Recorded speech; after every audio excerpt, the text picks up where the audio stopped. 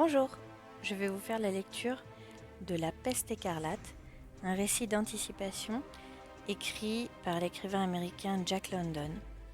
L'action se déroule en 2073, c'est donc un récit d'anticipation post-apocalyptique, futuriste. Premier chapitre, sur l'antique voie ferrée. Le chemin à peine tracé suivait ce qui avait été jadis le remblai d'une voie ferrée, que depuis bien des années aucun train n'avait parcouru. À droite et à gauche, la forêt, qui escaladait et gonflait les pentes du remblai, l'enveloppait d'une vague verdoyante d'arbres et d'arbustes. Le chemin n'était qu'une simple piste, à peine assez large pour laisser passer deux hommes de front. C'était quelque chose comme un sentier d'animaux sauvages. Ça et là, un morceau de fer rouillé apparaissait, indiquant que sous les buissons, rails et traverses subsistaient. On voyait à un endroit un arbre surgir, qui, en croissant, avait soulevé en l'air avec lui tout un rail, qui se montrait à nu. La lourde traverse avait suivi le rail, auquel elle était rivée encore par un écrou. On apercevait au-dessous les pierres du ballast, à demi recouvertes par des feuilles mortes. Ainsi, rail et traverse, bizarrement enlacés l'un dans l'autre, pointaient vers le ciel, fantomatiques. Si antique que fût la voie ferrée, on reconnaissait sans peine, à son étroitesse, qu'elle avait été à voie unique. Un vieillard et un jeune garçon suivaient le sentier. Ils avançaient lentement, car le vieillard était chargé d'années. Un début de paralysie faisait trembloter ses membres et ses gestes, et il peinait en s'appuyant sur son bâton. Un bonnet grossier de peau de chèvre protégeait sa tête contre le soleil. De dessous ce bonnet pendait une maigre frange de cheveux blancs, sale et souillée. Une sorte de visière ingénieusement faite d'une large feuille courbe gardait les yeux d'une trop vive lumière.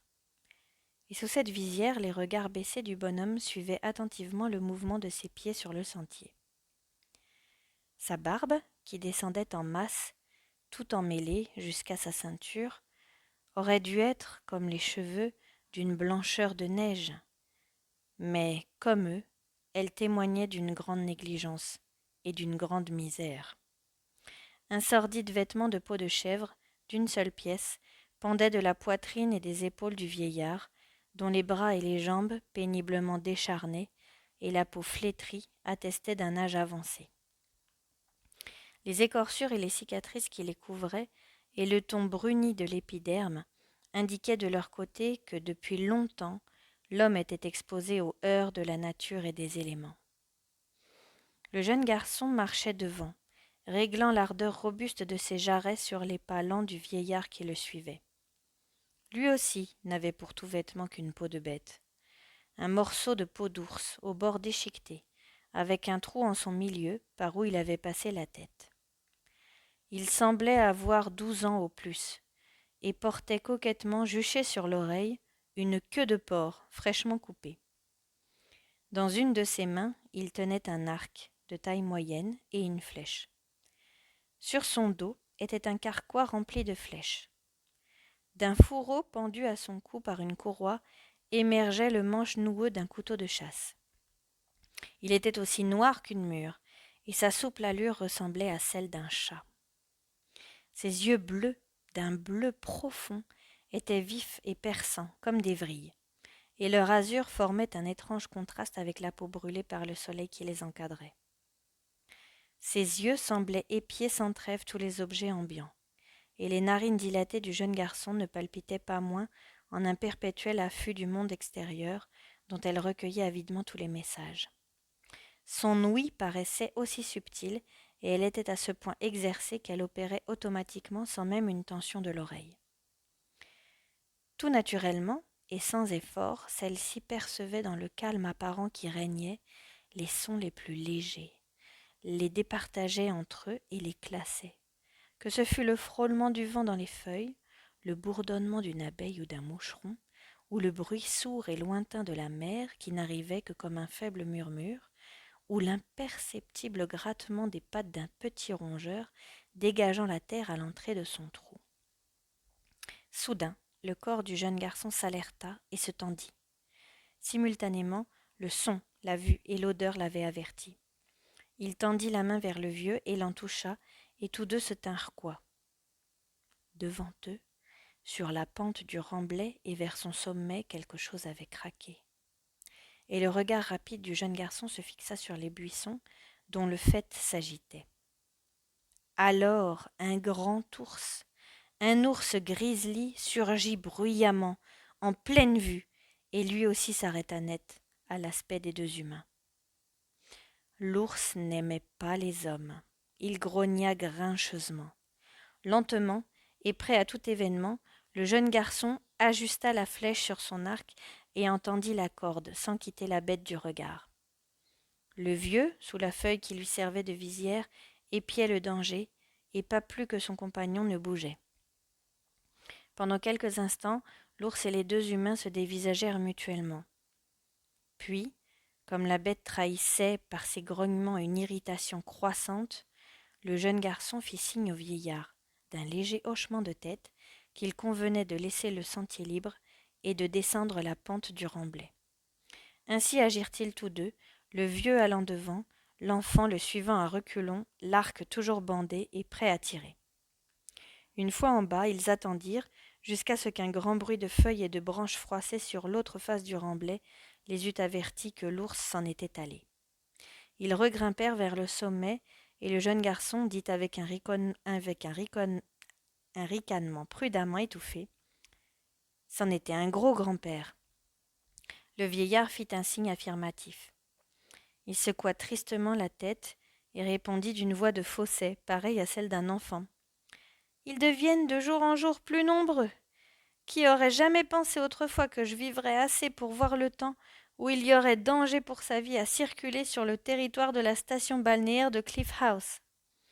Au temps dont je te parle, Edwin, alors que j'étais moi-même un enfant, hommes, femmes, petits garçons et petites filles et bébés accouraient ici par dizaines de milles à la belle saison. Et il n'y avait pas d'ours alors dans le pays, je te l'assure bien. Ou du moins ils étaient si rares qu'on les mettait dans des cages et que l'on donnait de l'argent pour les voir. De l'argent, grand-père? Qu'est-ce que c'est?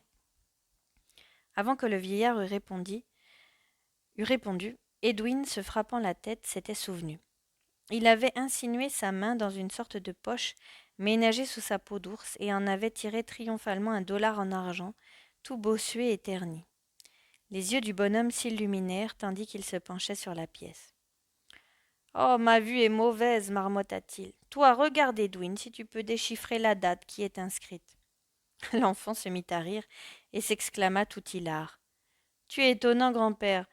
Toujours tu veux me faire croire que ces petits signes qui sont là-dessus veulent dire quelque chose. » Le vieux gémit profondément et amena le petit disque métallique à 2 ou 3 pouces de ses propres yeux.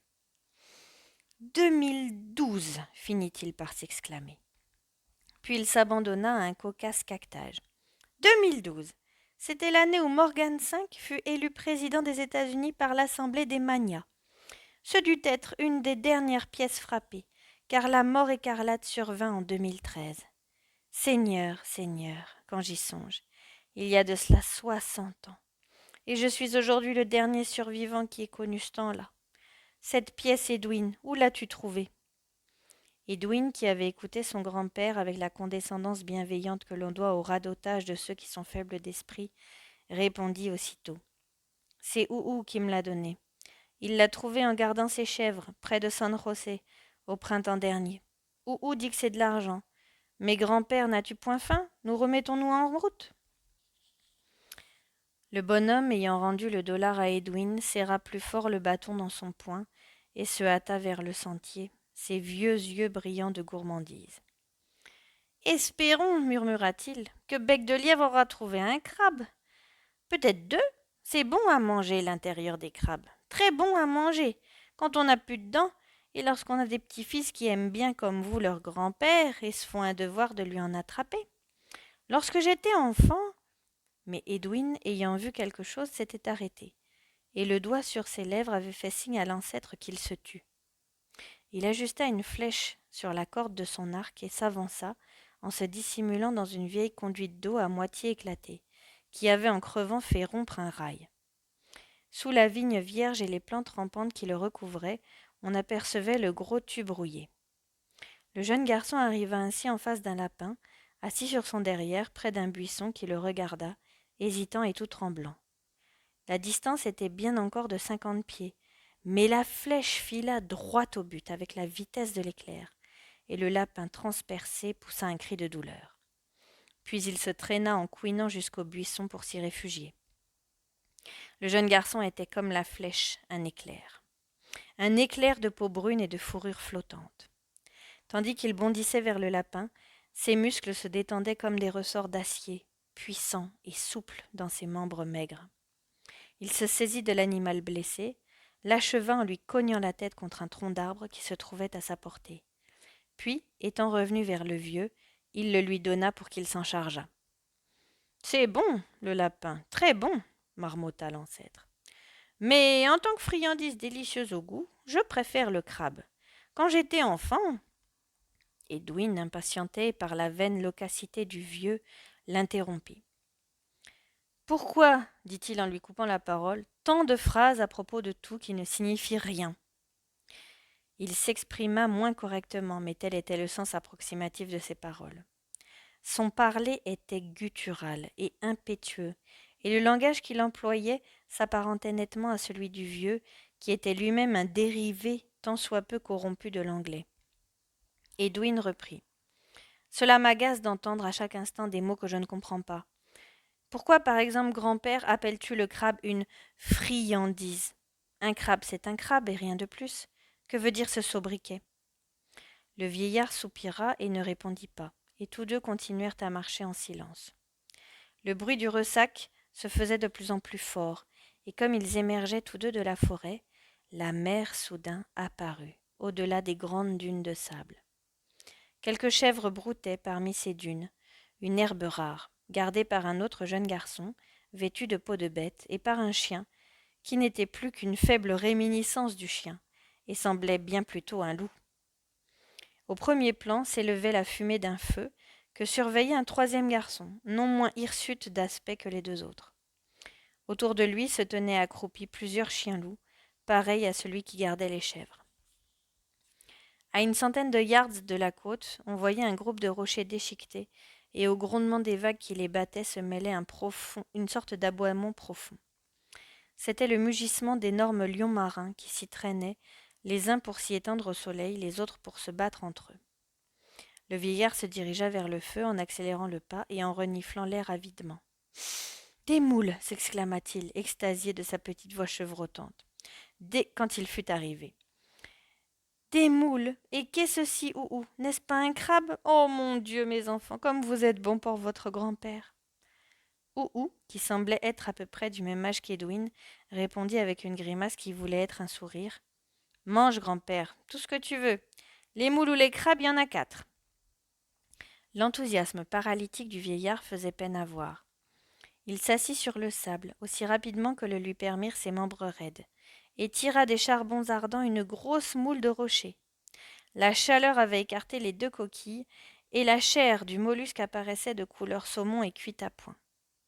Entre le pouce et l'index, avec une hâte fébrile, le vieillard se saisit de ce succulent morceau et le porta vivement à sa bouche.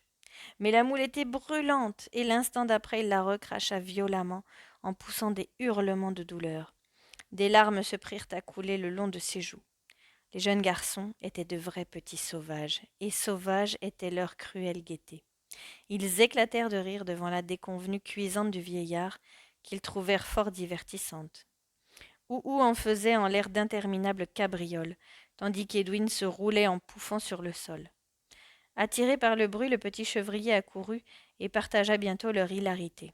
« Fais-les refroidir, Edwin, fais-les refroidir » supplia le vieillard dans sa souffrance, et sans même essuyer les larmes qui continuaient à ruisseler de ses yeux. « Fais aussi refroidir un crabe, Edwin, tu sais comme ton grand-père aime les crabes. » Un grand grésillement s'éleva du feu qui faisait s'ouvrir et éclater dans une vapeur humide toutes les coquilles des moules. Ces mollusques étaient pour la plupart de forte taille et mesuraient de 3 à 6 pouces de long. Les gamins les tirèrent hors du feu à l'aide de petits bâtons et les alignèrent sur une vieille souche de bois flotté pour qu'ils y refroidissent. Le vieux gémissait. Oh, de mon temps, on ne se moquait pas ainsi des anciens. On les respectait. Les jeunes garçons ne prêtèrent nulle attention aux plaintes et aux récriminations de l'ancêtre.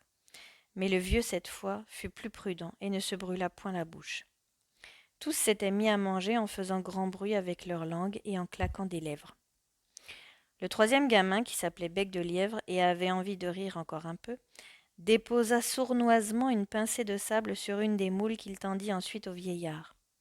Celui-ci l'ayant porté à sa bouche, le sable écorcha ses gencives et ses muqueuses, et il en fit une horrible grimace.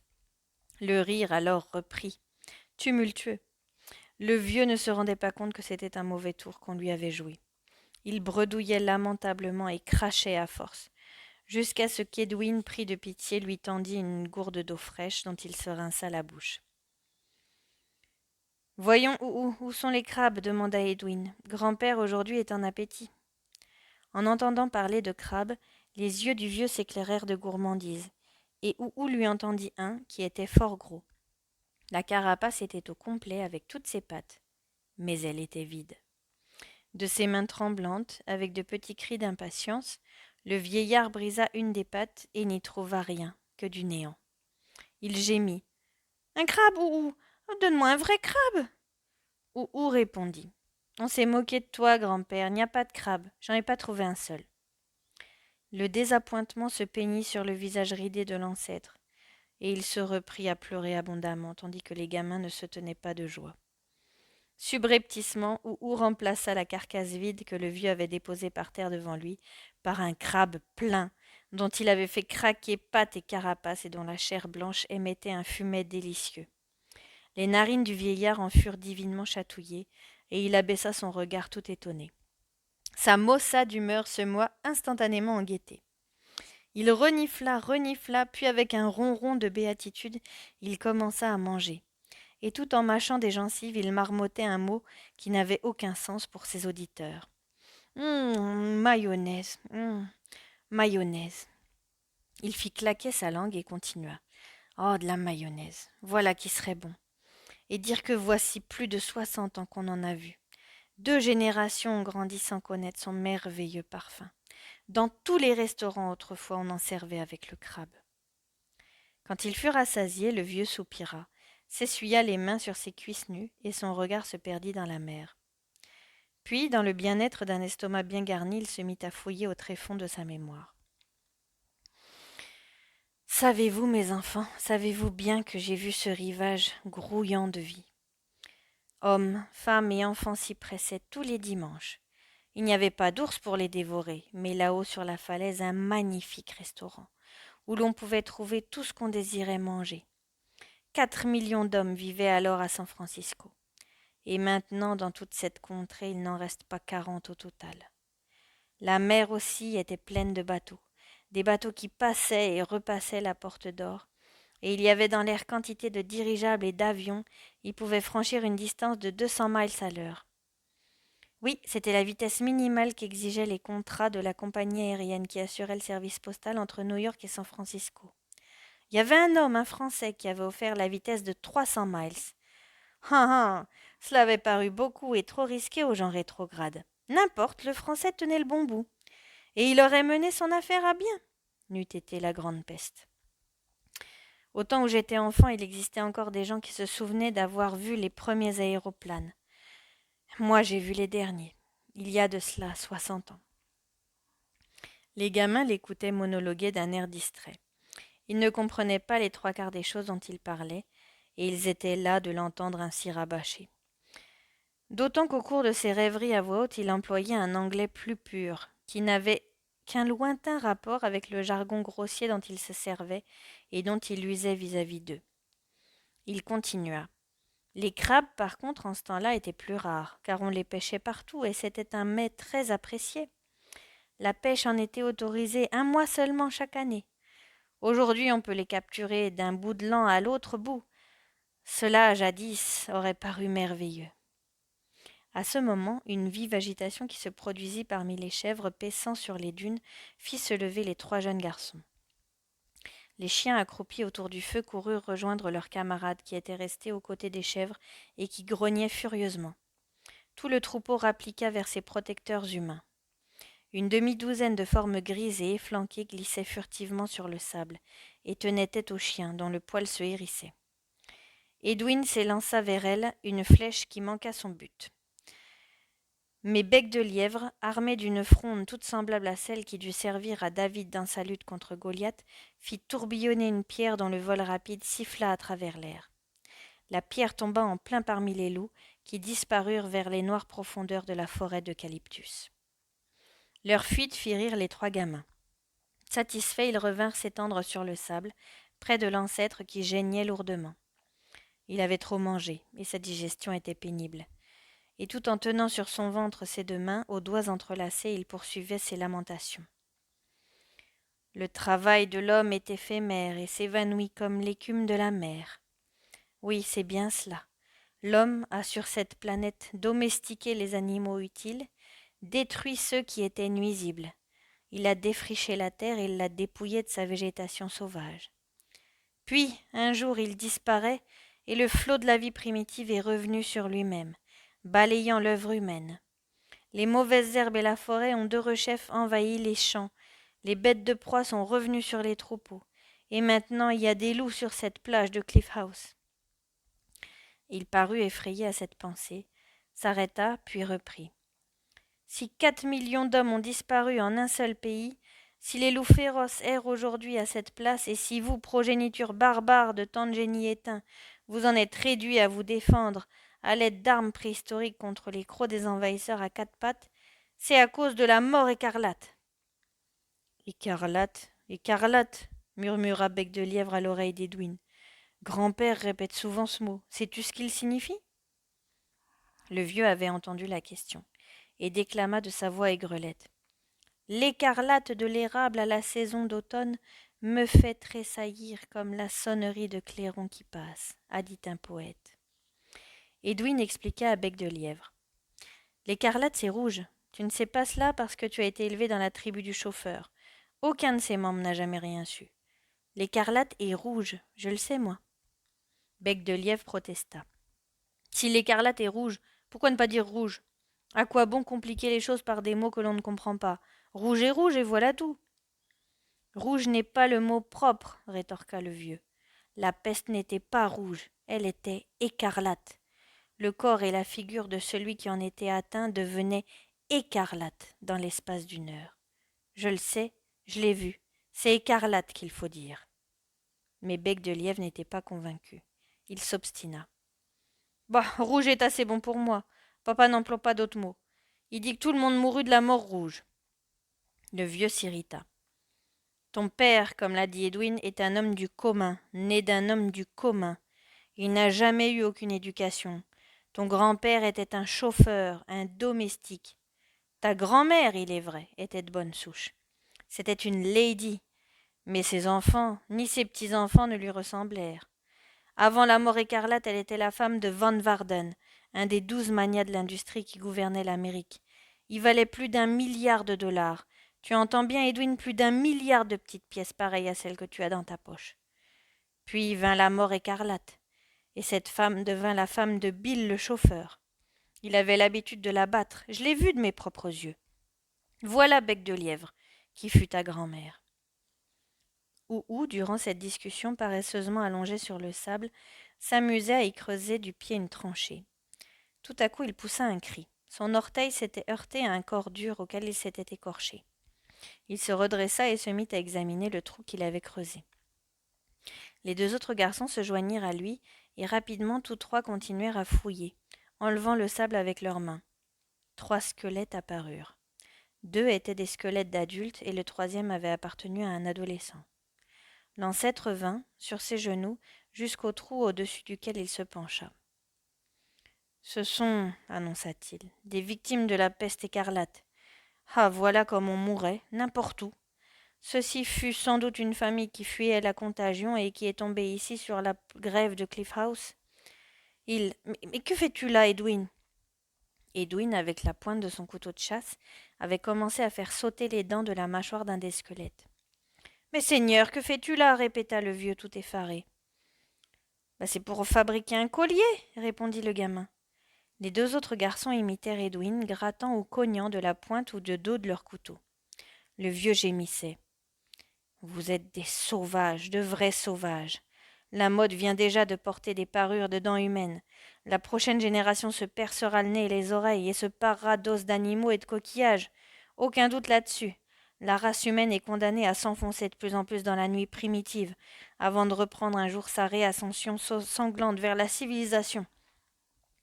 Le sol aujourd'hui est trop vaste pour les quelques hommes qui y survivent.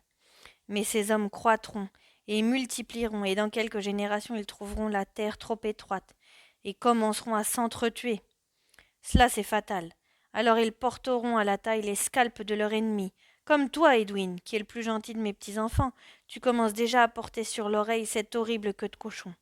Crois-moi, mon petit, jette-la au loin. Quelle tapette, grogna Bec de Lièvre. L'extraction des dents des trois squelettes était terminée, et les trois jeunes garçons se mirent en devoir de se les partager équitablement. Ils étaient brusques et vifs, dans leurs gestes et dans leurs paroles, et la discussion fut chaude. Ils s'exprimaient par monosyllabes, en phrases courtes et hachées. Puis, satisfaits de leur trouvaille, ils s'assirent en rond autour de l'ancêtre, et tout en jouant avec les petits bouts d'ivoire, Bec de Lièvre demanda : « Veux-tu, vieux, nous parler un peu de la mort rouge ?»« De la mort écarlate, rectifia Edwin. Fin du chapitre 1.